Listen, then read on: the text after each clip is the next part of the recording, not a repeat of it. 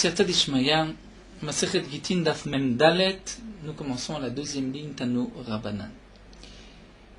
La Gemara nous rapporte, à la suite de ce que nous avons vu dans la Mishnah, lorsqu'un esclave, Eved Kenaani, a été vendu par son propriétaire à un non-juif, ou si il a été vendu l'Echutz al-Haaretz, même à un Israël en dehors d'Eretz Israël, l'esclave Yatsa ben Chorim sera automatiquement libéré. C'est un knas, c'est une amende. Les Chachamim ont imposé ces deux halachot, parce que lorsqu'on vend son esclave à un non-juif, l'esclave ne pourra pas continuer à accomplir toutes les mitzvot.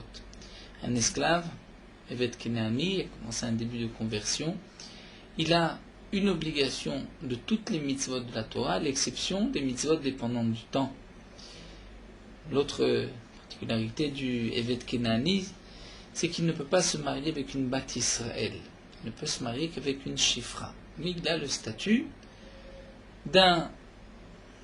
presque d'un Israël, étant donné qu'il doit accomplir les mitzvot. En le vendant à un non-juif, on l'empêchera d'accomplir ses mitzvot, puisque le non-juif lui demandera par exemple de travailler Shabbat.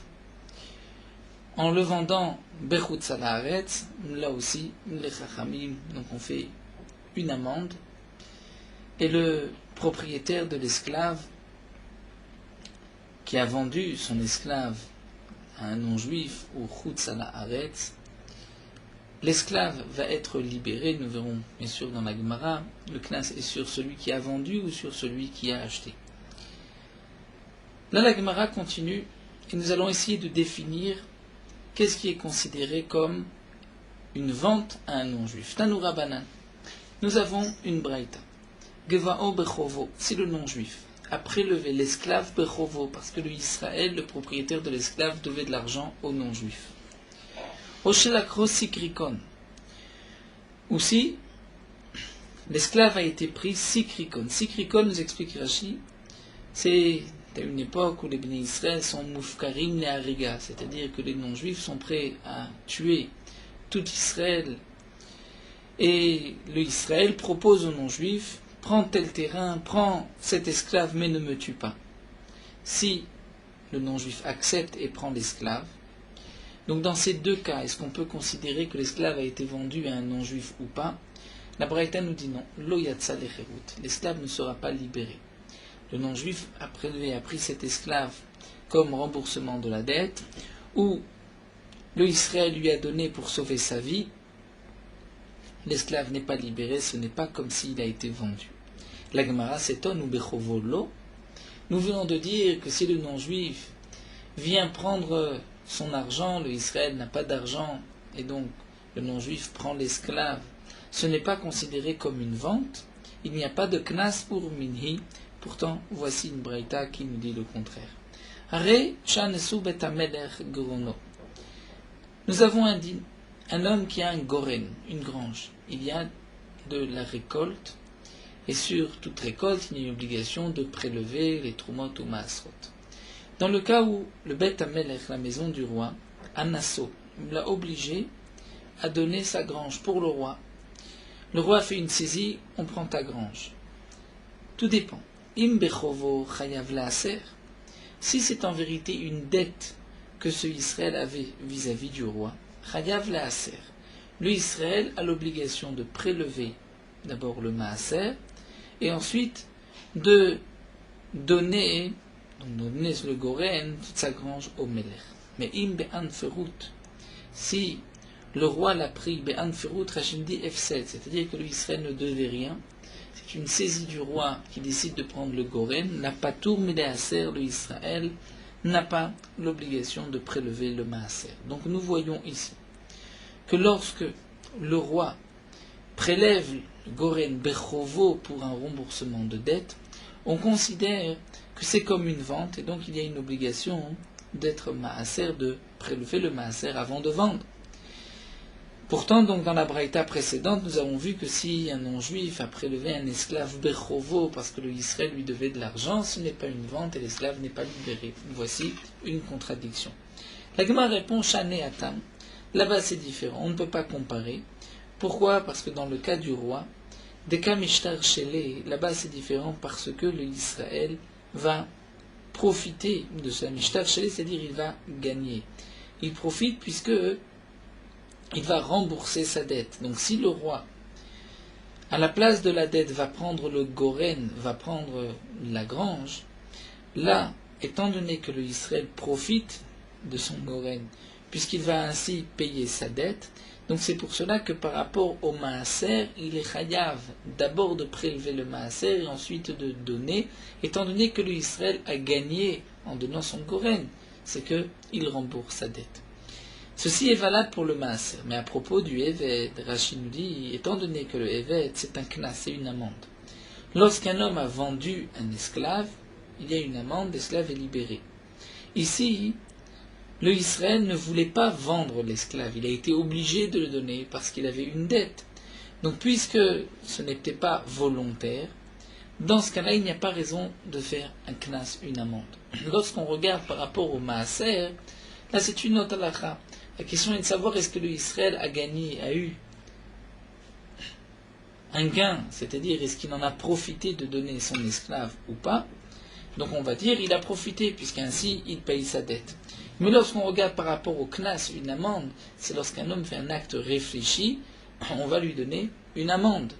Mais là, il n'y a pas d'acte réfléchi. Ici, on lui a pris l'esclave parce qu'il y a un chov, mais lui en vérité ne voulait pas vendre cet esclave, donc il n'avait pas le choix, on peut dire, même si c'est vrai qu'il va quand même gagner, qu'il n'a plus besoin de rembourser cette dette, mais malgré tout il ne voulait pas donner cet esclave, il ne voulait pas le vendre, donc il n'y a pas de raison de lui faire un knas. Tashma l'Agmara nous apporte une preuve d'Amara, Rav a enseigné et a dit Yamocher Avdo Lefarhang Ovet Kochavim. Si un homme a vendu son esclave, Lefarhang Ovet Kochavim, Rachid nous explique, le farhang c'est un homme, un métique, c'est-à-dire un homme qui a dit, qui lui a posé une alila, c'est le métier qui a dit, l'a dénoncé ou a inventé une histoire contre le Israël, et donc le Israël a été obligé, à cause de cet homme-là, de lui vendre son esclave. Là, dans ce cas-là, yatsa lecherut, l'esclave va être libéré. Donc on considère que le Israël ici, même lorsqu'il va vendre son esclave, le farhang, qui est en vérité un homme qui malgré lui vient lui prendre l'esclave, vient faire une alila, il risque de le dénoncer, d'inventer une histoire contre lui. Donc c'est considéré comme une vente et yatsa lecherut. Alors quelle différence entre Gmor Bechovosh et la Kros Sakrikon ou là le yatsa lecherut? La Gemara répond Atam avele les faïs velopies. Là-bas, c'est une autre halakha, étant donné qu'il avait la possibilité de lui donner autre chose. Et il a choisi de donner l'esclave. Donc puisqu'il a choisi de donner l'esclave, là on va dire c'est comme si c'est une vente et donc l'esclave va être libéré. Dans le cas d'un non-juif, c'est-à-dire si l'esclave a été vendu à un non-juif, donc on se posera la question, mais l'esclave va être libéré, le non-juif n'acceptera jamais de le libérer. Rashi avait déjà répondu dans la Mishnah, il avait dit, si demain l'esclave s'enfuit du non-juif, ou si on le rachète, c'est-à-dire le propriétaire le rachète, il sera obligé de le libérer. Et la Gemara reprend, Gufa Amara Vamocher Avdo Lefarang, Oved Kochavim Yetza Lecherut. Si un homme vend son esclave, donc un homme métique, un homme qui vient lui inventer une histoire afin que le Israël soit en difficulté, soit obligé de payer et qu'il lui a en fin de compte vendu son esclave, l'esclave est libéré, Maï avait les méval, donc l'Agma explique qu'est-ce qu'il pouvait faire, avait les faïès velopiès. Il aurait pu être méfaïès, c'est-à-dire donner les faïès, autre chose, à la place de l'esclave velopiès, et il ne l'a pas fait. L'Agmara continue avec, toujours dans cette halakha, du Israël qui vend son esclave à un non-juif, quels sont les gdarim, les limites de la vente? Rabbi Ermia pose la question suivante. Quel est le din si un homme a vendu à un non-juif son esclave pour 30 jours, et après 30 jours il récupère l'esclave? Mao. Est-ce que là aussi on dira que l'esclave a été vendu donc à un non-juif et il y a un knas et il sera libéré ou pas. Tashma, la Gemara va apporter une preuve. Dame, Rav, nous venons de voir au nom de Rav, Amocherav de l'Efarangovet Kochavim, Yatzalecheru, que si un homme a vendu son esclave à ce métzik, ce non-juif, Yatzalecheru, l'esclave est libéré. Kasalkadatar, nous dit Rachila Avamina, ce qu'on pensait ici dans la question, c'est que on pensait que cet esclave a été vendu pour travailler pour le roi, pour un moment précis, mais ensuite il reviendra. Et donc, voici un cas où l'esclave a été vendu pour un moment et il va revenir. Donc, malgré tout, on voit qu'il y a de ça les chéroutes. C'est une preuve que si on vend pour 30 jours, il y a de ça aussi les chéroutes. Alors la Gemara répond et dit non. Il n'y a pas de preuve. On peut dire que là-bas, Atam befarang govet kochavim shenach rozeret, c'est-à-dire lorsque ce métzik a pris l'esclave, mais il ne le rend pas. Mais c'est vrai que peut-être s'il va le rendre au bout de 30 jours, le din est différent. Un autre problème qui se pose dans la Gemara, Mecharo chutz mimelachto.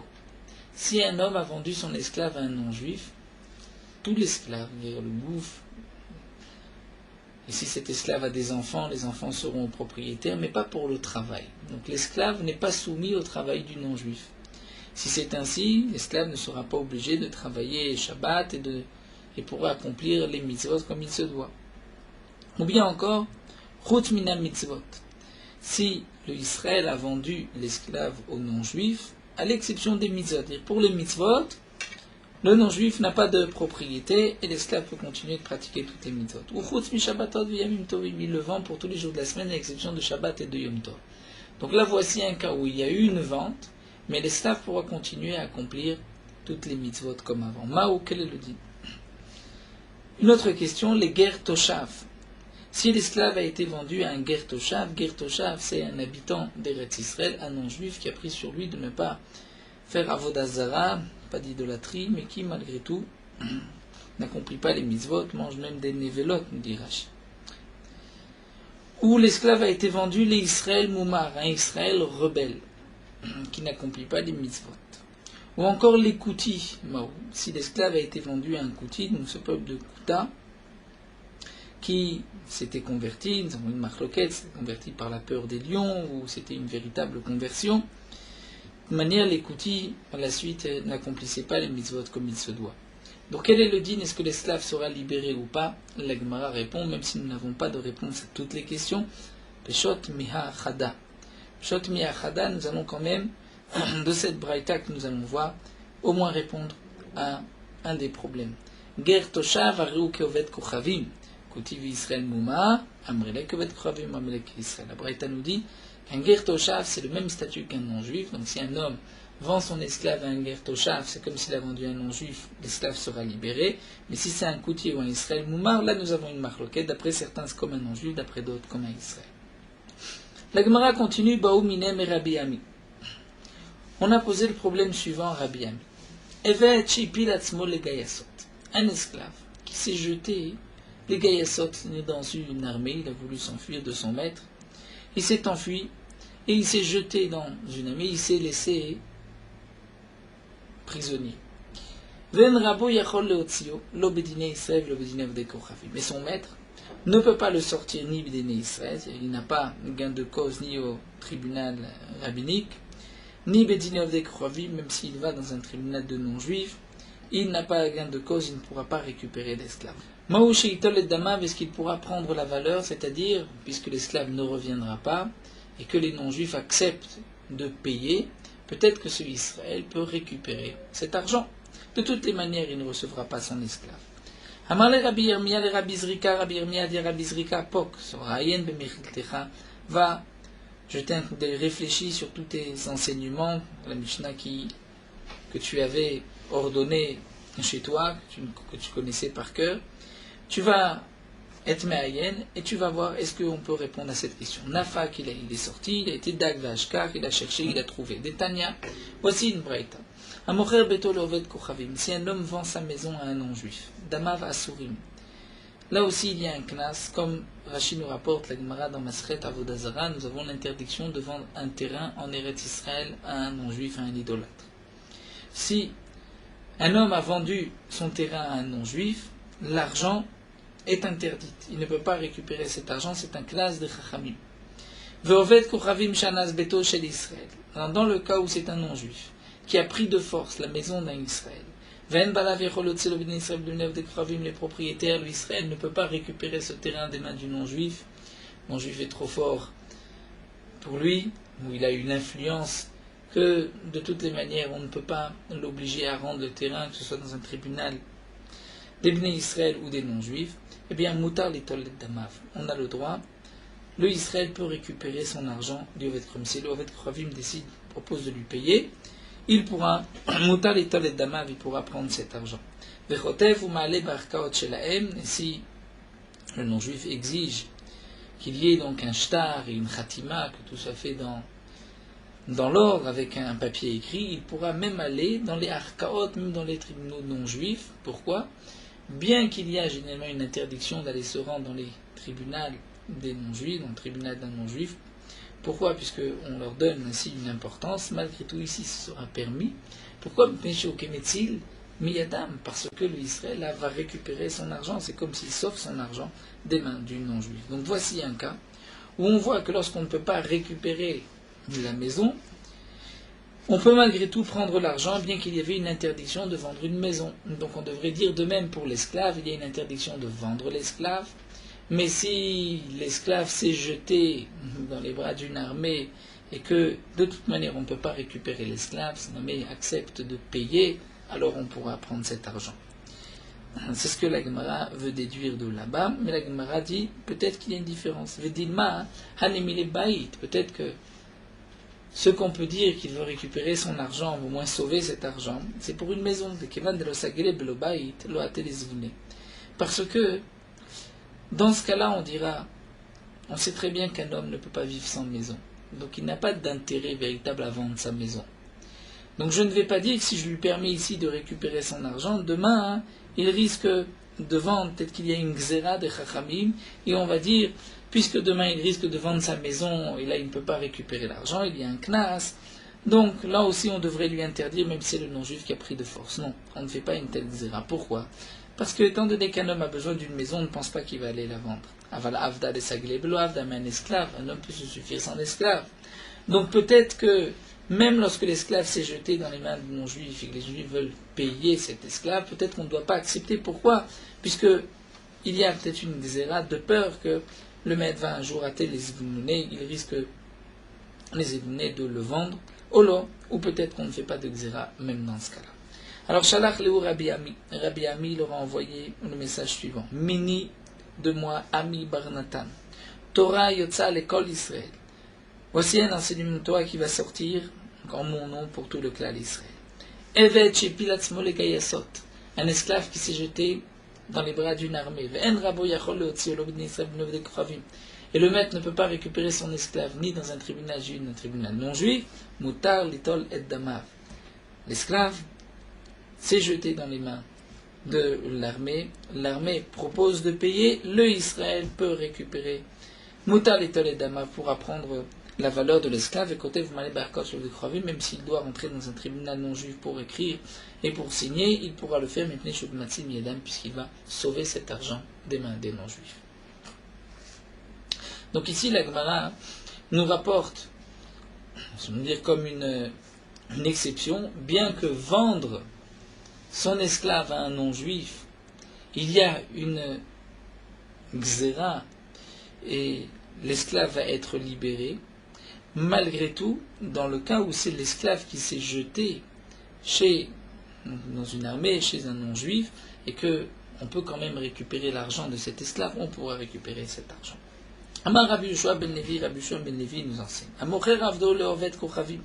Si un homme a vendu son esclave à un non-juif, Konsim Oto, on lui fera une amende au propriétaire, on lui imposera de le racheter Admea Bedamav, même 100 fois la valeur de l'esclave.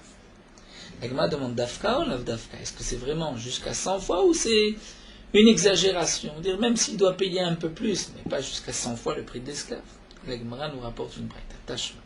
Tamar Resh Lakish enseigne. Amocher Bemagasa Lovet Kochavim. Nous avons aussi l'interdiction de vendre le gros bétail à un non-juif. C'est aussi une xéra, comme c'est marqué dans Masechet Shabbat. Masechet d'Avodah Zarah, il y a donc une interdiction de vendre du gros bétail à un non-juif. Si un homme a vendu une vache, un gros bétail, l'ovet koravim, konsim oto adasara bedamea, on va imposer une amende, il va être obligé de payer même 10 fois la valeur de la vache pour racheter cette vache. Donc tu vois d'ici que c'est jusqu'à 10 fois, mais c'est pas plus. Donc ce qui est marqué 100 fois, c'est une exagération. La Gemara dit non, peut-être pour l'esclave c'est différent. Peut-être pour l'esclave, effectivement, on doit donner même 100 fois plus, étant donné que l'esclave, chaque jour, lorsqu'il est chez le non-juif, il ne peut pas accomplir les mitzvot. Et cas d'Amré, d'après notre version, Amar Rabbi Yoshua ben Levi aurait dit ainsi. D'après cette deuxième version, Rabbi Yoshua ben Levi a dit, lorsqu'un homme vend son esclave à un non-juif, il doit le racheter jusqu'à 10 fois son prix. Et là, la Gemara pose la question d'Afka ou l'Avdafka, est-ce que c'est vraiment 10 fois et pas plus, ou 10 fois et même plus, et même 20, et même 30, et même 50, et même 100 fois.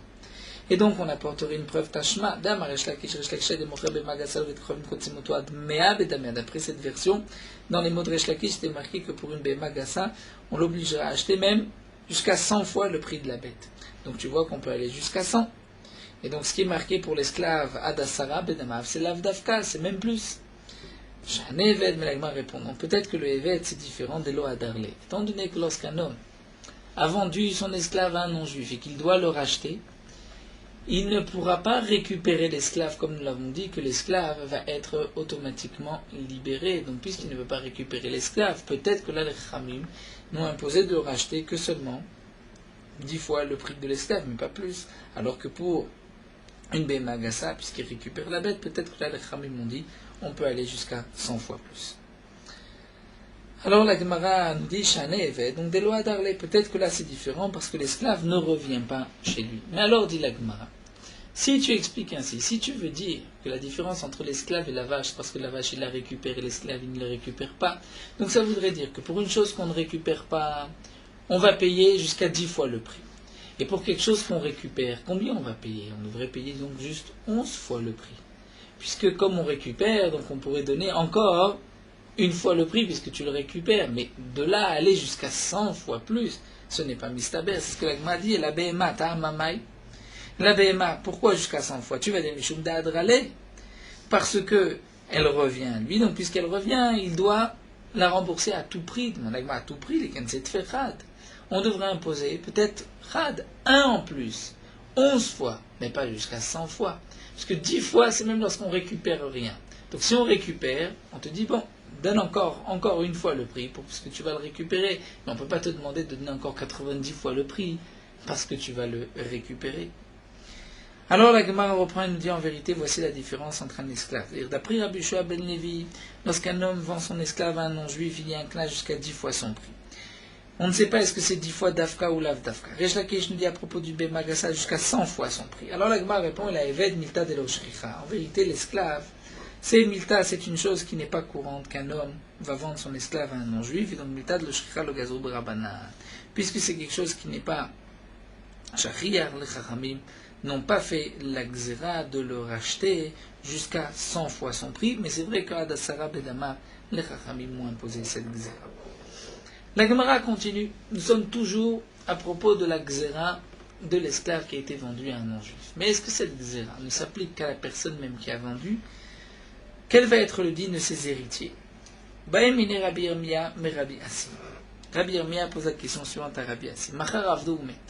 Un homme a vendu son esclave, donc il a transgressé cette interdiction Midei Rabbanan, Umet, et le propriétaire est mort.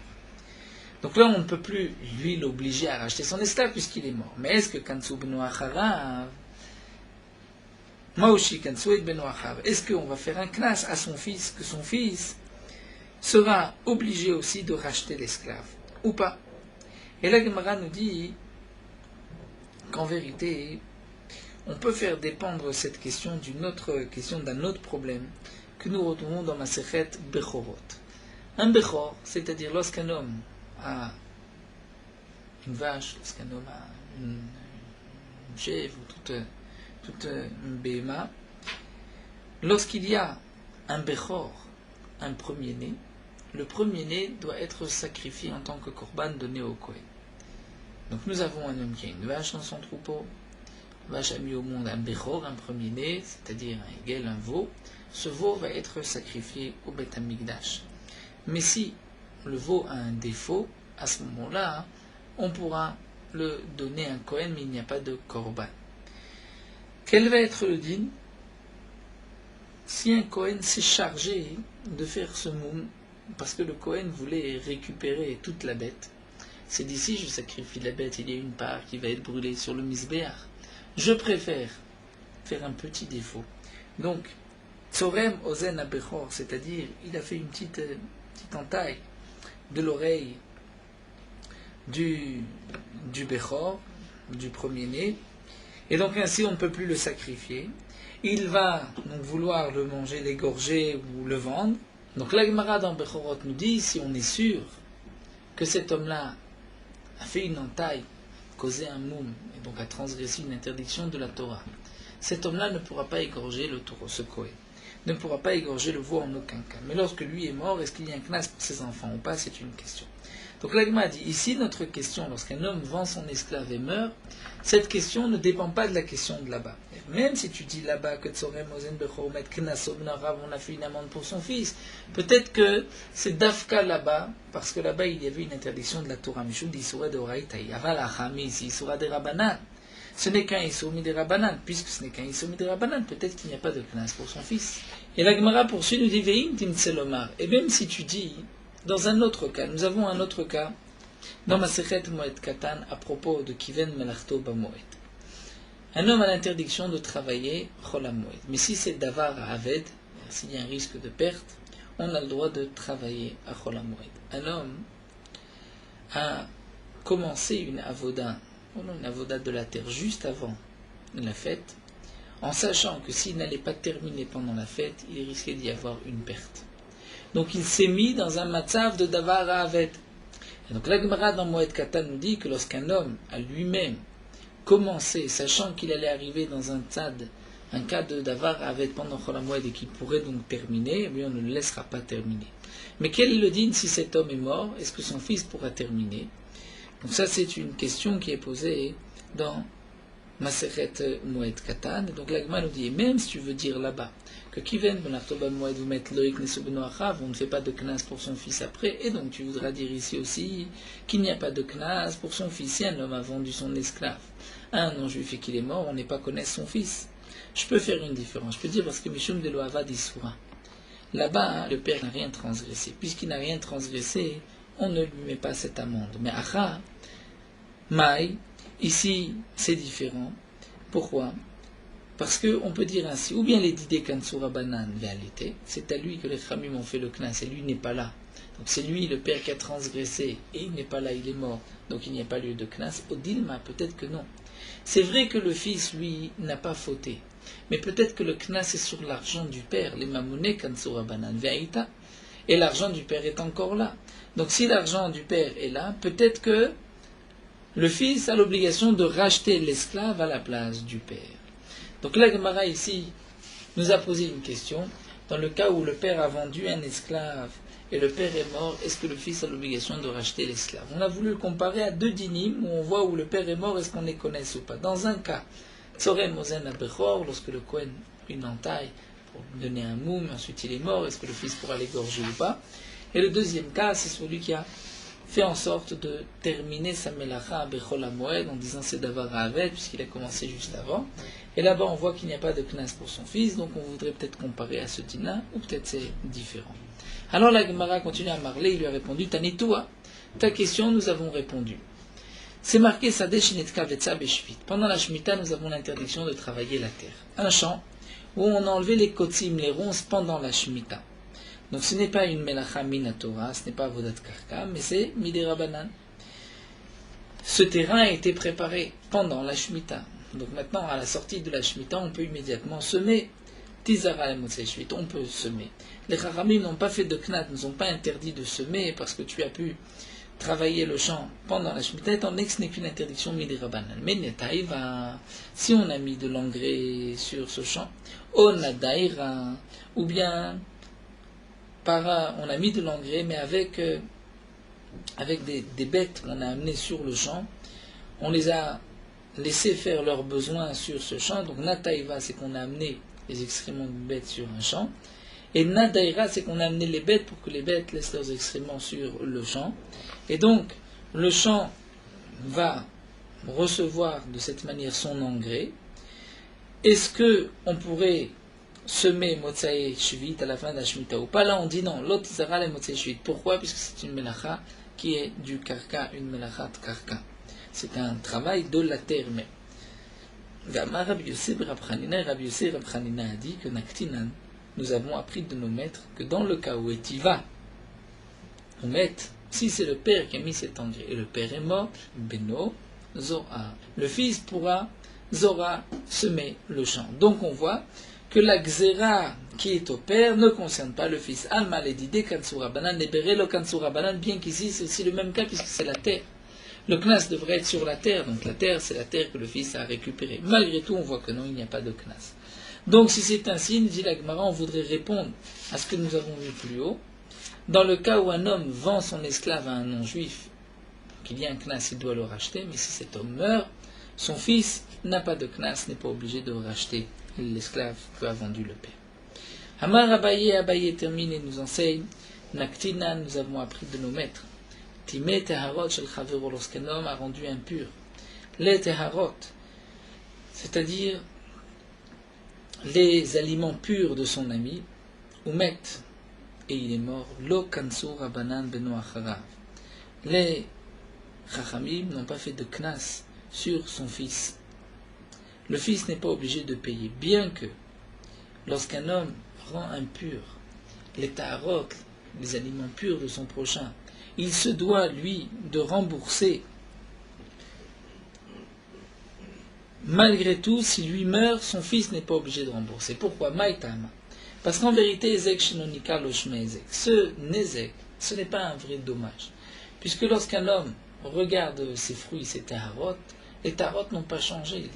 Elles ont la même qualité qu'avant. Seulement elles sont impures, mais ça ne se voit pas l'impureté. Donc c'est un Ezek Shinonika. Quel est le din de Ezek Shinonika? On n'est pas tour. Seulement les chachamim ont fait une amende et on dit il faut quand même payer, puisque tu as été métamé. Et là donc nous dit la Gemara, ce knas c'est seulement pour le père, mais pour le fils, les chachamim n'ont pas imposé de knas. Maïtama, ezek shenika losh mezek, fait knasa de rabanani. Et c'est un knas que les chachamim ont imposé. Donc les didier kansur rabanan, les barrel kansur rabanan. C'est à lui que les chachamim ont fait le knas, mais à son fils, les chachamim n'ont pas fait de knas. Donc on nous rapporte cet enseignement aussi pour nous montrer un cas où le knas parfois est que pour le père et pas pour le fils, même si le fils a repris tous les biens du père. Donc là, la Gemara a terminé avec le din d'un esclave qui a été vendu à un non-juif. Donc nous avons vu le guéder, c'est-à-dire dans quel cas, qu'est-ce qui est considéré comme étant une vente. Au début, la Gemara nous avait parlé lorsqu'il y a un prêt, c'est-à-dire le non-juif a prêté de l'argent en échange de l'esclave. Nous avons vu aussi donc aujourd'hui, lorsque l'esclave a été pris comme remboursement de la dette, ou s'il a été pris dans le cas de Sikrikon, où Israël était en danger. Nous avons vu le din, lorsqu'un homme vend son esclave au Farang, Kovet Kochavim, qui avait le Metzih, il a mis toute une alila, il est obligé de le vendre un peu pour se sauver. Là, la Gemara avait dit dans ce cas précis que c'est considéré comme une vente et Yatzal et Cherout, puisqu'il aurait pu donner autre chose. Nous avons vu, et c'est resté sur une question, quel est le din d'un homme qui a vendu son esclave à un non-juif à l'exception des mitzvot ou du travail de Shabbat et Yom Tov. Mais nous avons vu que le Gertoshav a le même statut que le Vet Kochavim, alors que le Kouti serait Moumar comme un Israël, ou d'après certains comme un non-juif. Nous avons vu le din d'un esclave qui se jette dans une armée, et si on peut récupérer l'argent, on prendra cet argent, puisque c'est comme si on sort cet argent des mains des non-juifs.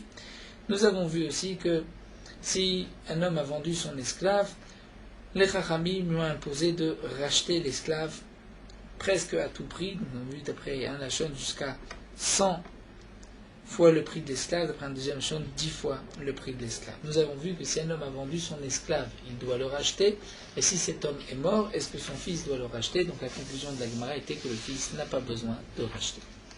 La Gemara continue les Chutz Haaretz, Là, nous sommes dans le deuxième cas de la Mishnah. Un homme a vendu son esclave, les Chutzlaret, à quelqu'un qui habitait en Chutzlaret. Tanu Rabbanan. Amocher Avdo les Chutzlaret. Un homme qui a vendu son esclave à un Israël qui habite en Chutzlaret. Yatsa le Cherut. L'esclave sera donc libéré, Vetzer Get Shechur Mirabo Sheni. Et l'esclave doit recevoir un Get Shechur, doit être libéré de son deuxième maître. Rabban Shimon Gamliel Omer, Pamim Yatsa ou Pamim Lo Yatsa. Shimon Gamliel nous dit parfois il est Yotse, parfois il n'est pas Yotse la Cherut. Tout dépend. Ketsa. Ama Pluni Avdi Mecharti ou les Pluni Antuchi. Là nous parlons du cas où un homme a dit j'ai vendu mon esclave à un tel Antuchi. Donc Antuchi, ça peut se traduire de deux manières. Antuchi, donc c'est un pays de l'époque, Antuchia. Lorsqu'on dit à un tel Antuchi, c'est comme si on dit un tel qui est né à Antuchia, mais qui aujourd'hui n'est pas à Antuchia. Il n'habite pas là-bas. Donc là, Loyatsa, l'esclave, n'est pas libéré, puisque ça ne veut pas dire que je l'ai vendu à un homme qui se trouve en Chutzlaret. J'ai vendu à un homme qui venait de Chutzlaret. Mais lorsque le propriétaire dit je l'ai vendu les Antuchi Sheba Antuchia, à Antuchi qui est en Antuchia, là, je suis sûr que cet homme-là habite là-bas, Antuchia, et donc il a été vendu pour Chutzlaret. Et là, Yotze Lecherut. C'est-à-dire que dans le premier cas, si on pourrait rajouter le mot de la Gemara, si un homme a dit j'ai vendu mon esclave à un tel qui est un Antuchi, même si ce un tel a pris l'esclave et est sorti en Chutzlaret, il n'y a pas de classe, il n'est pas Yotze Lecherut. Pourquoi? Puisque le propriétaire de l'esclave n'était pas censé savoir que l'esclave va partir Chutzlaret. Il n'a pas été vendu pour partir. Mais lorsqu'on dit je l'ai vendu à un homme Antuchi qui est à Antuchia, donc ça c'est sûr que cette personne va ramener l'esclave dans sa ville natale, et donc c'est comme s'il a vendu à un homme de Chutzlaret. Tania, et la Gemara va nous apporter une contradiction, c'est marqué Mecharti ala Antuchi yatsa, l'Antuchi ashaoui belud lo yatsa.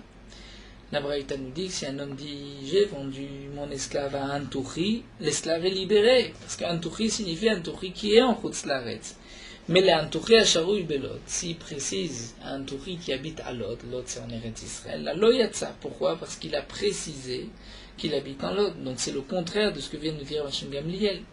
Plus Rabbi Gamliel nous dit, lorsqu'on dit Antuchi, c'est Antuchi qui habite ici. L'Antuchi qui est Antuchia, c'est Antuchi qui habite là-bas, là il est Yotze Lecherut. Mais là on voit le contraire, que Antuchi Stam, cela signifie Antuchi de là-bas, et donc il est Yotze Lecherut, mais Antuchi à Lod, ça c'est un Antuchi qui habite en Eretz Israël. Alors la Gemara va répondre le caché. C'est pas une contradiction. Adeitle beta beretz Israël, adeitle ushpiza beretz Israël. Tout dépend si c'est un Antuchi a une maison en Eretz Israël ou s'il a juste une auberge, un endroit où il habite en Eretz Israël. Provisoirement. Lorsque le Antuchi a une maison en Eretz Israël et qu'on dit je l'ai vendu à Antuchi, donc là on va expliquer que la kavana était la suivante, je l'ai vendu à Antuchi qui habite ici. Mais lorsqu'il dit Antuchi Sheba Antuchia, c'est Antuchi qui est en Chutzlaret. Donc là il est Yotze Lecherut. Mais lorsque le Antuchi n'a pas de maison, il a juste une auberge, donc là de dire je l'ai vendu à Antuchi, cela signifie Antuchi qui habite en Antuchia. Mais si je dis Antuchi qui est à Lod, là il n'est pas Yotze Lecherut puisqu'il est à Lod. Baer Rabbi Yirmia pose le problème suivant. Ben Babel Shenasa Isha Beretz Israël.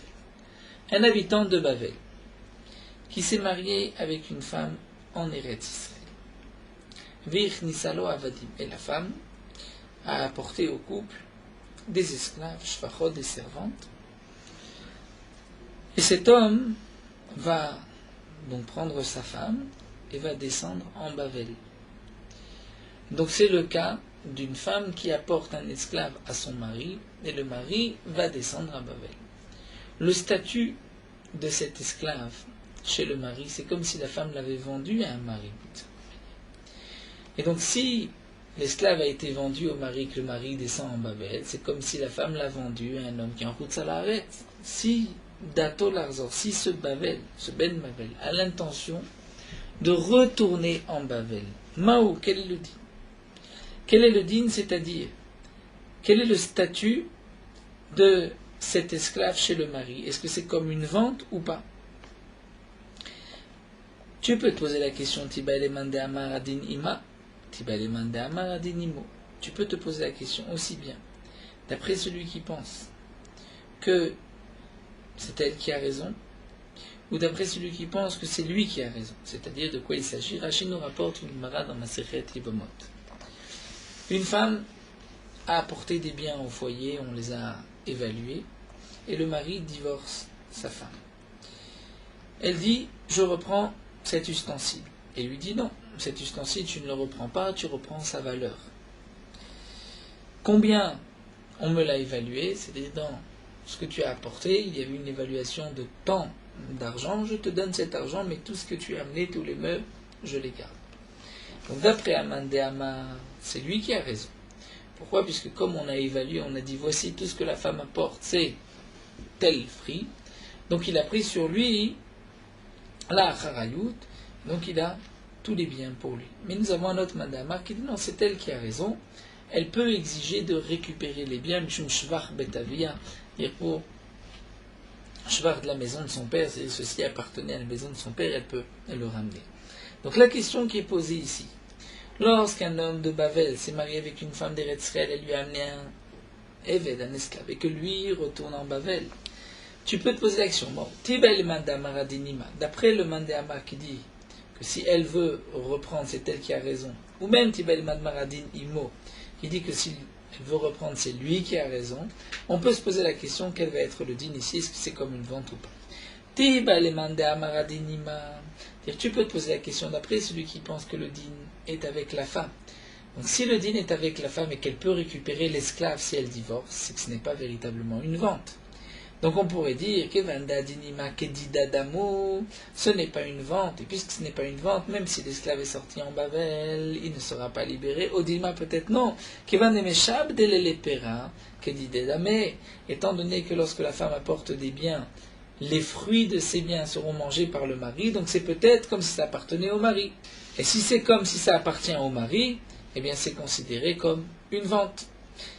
La Gemara nous dit, on peut se poser la question même d'après celui qui pense que le din est avec lui.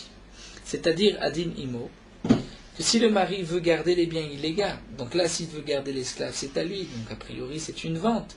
Eh bien, on dira non. Ou peut-être, comme le din, il peut garder, donc c'est comme c'est à lui, c'est une vente. Et donc l'esclave qui a été, par ce mariage, vendu en Bavel sera libéré. Odima, Kevan de Lokan Legouffé, qui dit Dadamo Teku. Ou peut-être que non, étant donné que comme le mari ne va pas acquérir l'esclave, les gouffers, juste les fruits pour en profiter, mais pas l'esclave lui-même, donc c'est considéré comme l'esclave de la femme. Et si c'est l'esclave de la femme, donc ce n'est pas une vente à un habitant de Chutz La'aretz, et l'esclave ne sera pas libéré. Donc Tekou, la Gemara n'a pas répondu à cette question. Donc ça c'est une question assez forte. Nous avons un homme qui se marie, la femme apporte un esclave au couple, et le mari retourne en Bavel. Est-ce que c'est considéré comme si l'esclave a été vendu à un habitant de Bavel? Puisque la Xéra, n'oublions pas, n'est que lorsqu'un homme vend son esclave à un homme qui habite Chutz La'aretz. Mais si un homme a un esclave et cet esclave sort avec son propriétaire vers Chutz La'aretz, il n'est pas libéré pour autant. Amar Rabbi Abaou, la Gemara poursuit, Rabbi Abaou enseigné. Shanali Rabbi Yochanan m'a enseigné le din suivant. Evet sheyatsa achar rabo les Souria.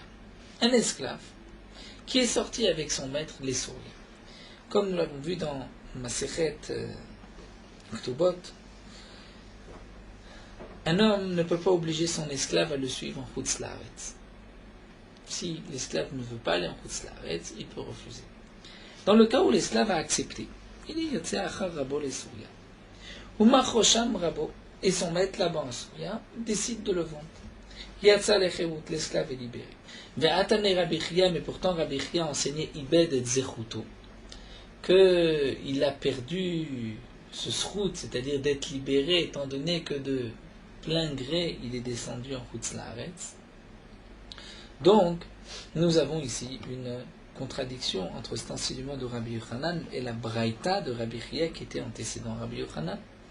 Puisqu'après tout cet esclave est descendu de son propre gré, a été en Souria, si ensuite son maître l'a vendu, on ne peut pas dire qu'il y a là un knas. La Gemara répond l'okasha. Tout dépend. Kan shedat rabo larzor, kan shedat rabo larzor. C'est-à-dire si, lorsque l'esclave est sorti avec son maître, l'esclave savait que le maître allait revenir. Donc il s'est dit, le maître pense revenir, je sors avec lui, et si en fin de compte le maître change d'avis là-bas et décide de le vendre, là c'est comme s'il a vendu son esclave en route salaret. Mais dans le cas où le maître n'avait pas l'intention de revenir, donc lorsque l'esclave est descendu en Babel, il savait qu'il sortait en route salaret. Là si ensuite le maître le vend, l'esclave a perdu toute réclamation. Ve'atania, et nous allons apporter une braïta, et Rachid nous dit une braïta, une preuve. C'est marqué Yotse Eved Achar Rabo Lesouria. Comme cela arrive souvent dans le chasse, la Gemara nous apporte une braïta, mais la première ligne, les premiers mots de la braïta nous posent problème. Avant même de terminer la braïta, la Gemara va tout de suite poser l'action. Je ne comprends pas le début de la braïta, la Gemara va expliquer. Ensuite, on nous rapporte toute la braïta et nous reviendrons. Nous verrons quelle est la preuve à cet enseignement, à ce que nous a dit ici Rabbi Yochanan et Rabbi Chia. La Gemara nous dit, voici le cas de la braïta qui nous dit un esclave sort avec son maître, derrière il suit son maître les souris. La Gemara demande Yotse, que signifie Yotse? Il sort. C'est-à-dire l'osagé de l'onafik. C'est-à-dire si le maître veut le faire sortir et l'esclave ne veut pas, est-il obligé de sortir? Non, il n'est pas obligé. Donc que signifie Yotse? Vatnan, voici que nous avons vu Venakol Motzim, que on ne peut pas obliger même un esclave de sortir vers Hutzalaret. Donc que signifie Yotse, il suit son maître? Non, il n'est pas obligé de suivre son maître. Et là, on part dans le cas suivant. Donc on reprend là la braïta et on va la terminer. Dans le cas où l'esclave est sorti avec son maître en Souria, et son maître l'a vendu là-bas, quel est le din? Alors on dirait la chose suivante. Si, lorsque l'esclave est sorti avec le maître avait l'intention de revenir. Donc là l'esclave n'est pas vraiment sorti en Babel. Si ensuite son maître décide de le vendre, alors qu'au finoto, on obligera le maître à le racheter et à le libérer. Mais si le maître n'avait pas l'intention de revenir, donc lorsque l'esclave a accepté de sortir en Babel, il a perdu cette réclamation de dire si ensuite on me vend, je suis libre, et donc on ne peut pas l'obliger. Amar Ravanan, Ravanan nous dit Shamit mine de Mar Shmuel Tarte. J'ai entendu de Mar Shmuel deux enseignements. Chadahar, cet enseignement-là d'un homme qui vend son esclave en Chutzalaretz. Ve'edach, et le deuxième dit Itmar, ce qui a été rapporté la marloquette entre Rav ou Shmuel. Hamocher Sadeu Bishnat Yovel Atzma, un homme qui vend son champ l'année du Yovel. Normalement, un champ revient à son premier propriétaire lorsque le Yovel arrive. Lorsqu'on vend un champ l'année du Yovel, Rav Amar Mechu Rav Yotze. Rav nous dit la vente est une vente, Viyotza, mais elle sort, le terrain revient au propriétaire immédiatement, et celui qui a donc versé d'argent a perdu son argent. Mais Shmuel Amar, Shmuel a dit Ena Mechura Kol Ikar, il n'y a pas du tout de vente. Et Rachid nous explique qu'elle va remercier déjà ce qui a été vendu sort aujourd'hui, ce qui n'a pas été vendu, à plus forte raison que ça ne peut pas se vendre. Et donc Ravanan dit Bechada Hadre Zevine, dans un enseignement, j'ai entendu que d'après Shmuel, Hadre Zevine, l'argent revient, ou Bechada Lo Hadre Zevine. Et dans un autre enseignement, j'ai entendu que Lo Hadre Zevine, que l'argent ne revient pas. Velo Yadana Iminayu, mais je ne sais pas dans quel cas l'argent revient, dans quel cas l'argent n'est pas rendu. En vérité, quelle est la différence entre Rav et Shmuel? C'est la question de Rashi, puisqu'ils sont tous les deux d'accord qu'il n'y a pas de vente. Ou bien c'est vendu, mais ça ressort, ou ce n'est pas du tout vendu. Rashi dit qu'il y a une petite différence. Est-ce qu'il y a eu une vente? C'est par exemple pour un kinyan agav. Nous avons une halakha que lorsqu'un homme veut acquérir un objet, si en même temps on lui vend un terrain, donc prenons le propriétaire Reuven veut faire acquérir à Shimon un terrain et un objet. Lorsque Shimon va acquérir le terrain, il va automatiquement, par le kinyan agav en même temps, acquérir l'objet, même s'il ne le prend pas, même s'il ne le touche pas. Donc là, nous avons une différence entre Rav et Shmuel. Dans le cas où un homme a vendu son champ Bishnat Yovel Atzma et en même temps il a glissé, il voulait faire un kinyan agav de métaltélim, d'après Rav, puisque c'est une vente, mais ça ressort, donc il y a une vente, les métaltélim sont acquis, d'après Shmuel et Namechura Kolika.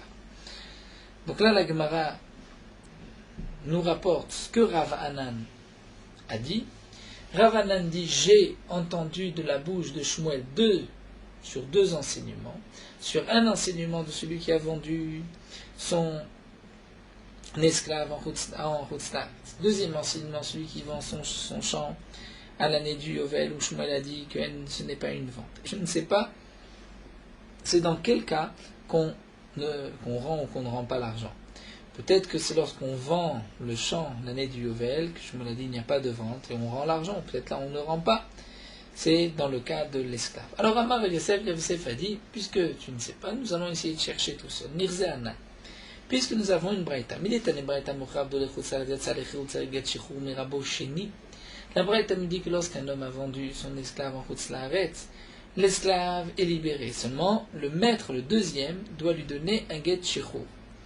Donc, puisqu'on parle ici du deuxième maître, Shma Mina Kani Rabo Sheni, donc tu vois que c'est le deuxième maître qui l'a acquis, puisque c'est lui qui doit le libérer. Donc, il y a une acquisition. Pourtant, lorsqu'on vend son esclave, les Chutzala Aretz, quel est le din? L'esclave va être libéré. Donc il est libéré, mais malgré tout, c'est le deuxième maître qui doit le libérer. Donc, nous avons la preuve que le deuxième maître ne va pas récupérer son argent, vouloir réséviner. Bien qu'il y ait un knas, mais on ne ramène pas l'argent. Donc si c'est ainsi, quand est-ce que Shmuel avait dit que dans un cas on rend, dans un cas on ne rend pas? Donc dans le cas de celui qui vend son esclave en Chutzlaretz, on ne rend pas l'argent. Et quand est-ce que Shmuel a dit que ce n'est pas une vente et que l'argent revient? Ça c'est à propos de celui qui vend l'année du Yovel. Et la Gemara nous dit que Ravanan, lui, Braïta lo shami ale. Lui, Ravanan ne connaissait pas cette Braïta, c'est pour cela qu'il ne savait pas sur quoi Shmuel a dit.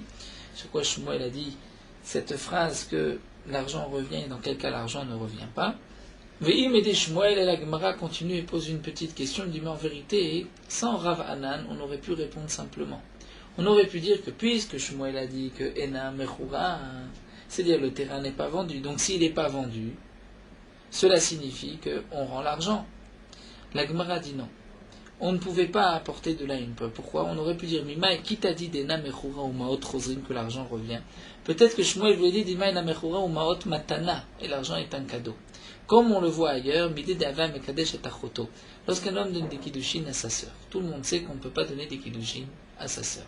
Pourtant, il a donné des kiddushin. Est-ce que la sœur doit rendre des kiddushin?